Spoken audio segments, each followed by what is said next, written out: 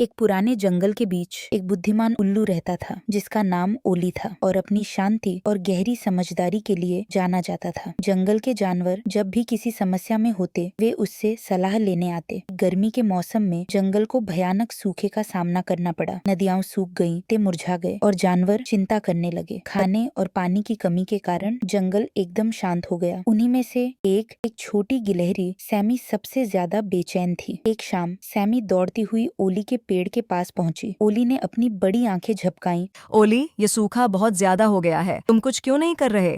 हमें अभी कुछ करना होगा। निराश होकर कभी कभी सबसे अच्छा काम इंतजार करना होता है। रुकना, इससे न बारिश आएगी और न खाना मिलेगा। और धीरे से बोला। धैर्य रखो छोटे दोस्त। सैमी ने ओली की बात नहीं मानी। उसने अन्य जानवरों को इकट्ठा किया और कुएं खोदने और भोजन खोजने की कोशिश की। वे दिन रात मेहनत करते रहे लेकिन जमीन बहुत सूखी थी और उन्हें ज्यादा सफलता नहीं मिली। थके हारे और दुखी जानवरों ने उम्मीद छोड़ना शुरू कर दिया। एक शाम आसमान में काले बादल छाने लगे। हवा का रुख बदला और मौसम ठंडा हो गया। ओली, जो चुपचाप सब कुछ देख रहा था, जोर से बोला और जानवरों को तैयार रहने का संकेत दिया। अपने परिवारों को इकट्ठा करो और शरण लो, बारिश आने वाली है। जानवरों को यकीन नहीं हुआ लेकिन वे इतने थक चुके थे कि बहस नहीं कर सके। उन्होंने ओली की सलाह मानी। जल्द ही आसमान खुल गया और तेज बारिश होने लगी जिससे सूखी जमीन तर हो गई। जंगल फिर से जीवंत हो गया। नदियां बहने लगी, पत्ते फिर से हरे हो गए और भोजन फिर से भरपूर हो गया। सैमी बारिश में भीगी लेकिन खुश ओली के पेड़ के पास वापस गई। तुम सही थे ओली,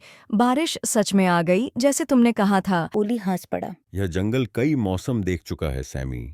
उस दिन से सैमी ने धैर्य रखना सीख लिया और ओली की बुद्धिमत्ता दूसरों के साथ बांटने लगी। जंगल जो अब फिर से हरा भरा था, ओली द्वारा सिखाए गए धैर्य की ताकत को दर्शा रहा था। धैर्य का मतलब कुछ न करना नहीं है बल्कि प्रक्रिया पर भरोसा रखना और यह जानना है कि हर चीज का अपना समय होता है।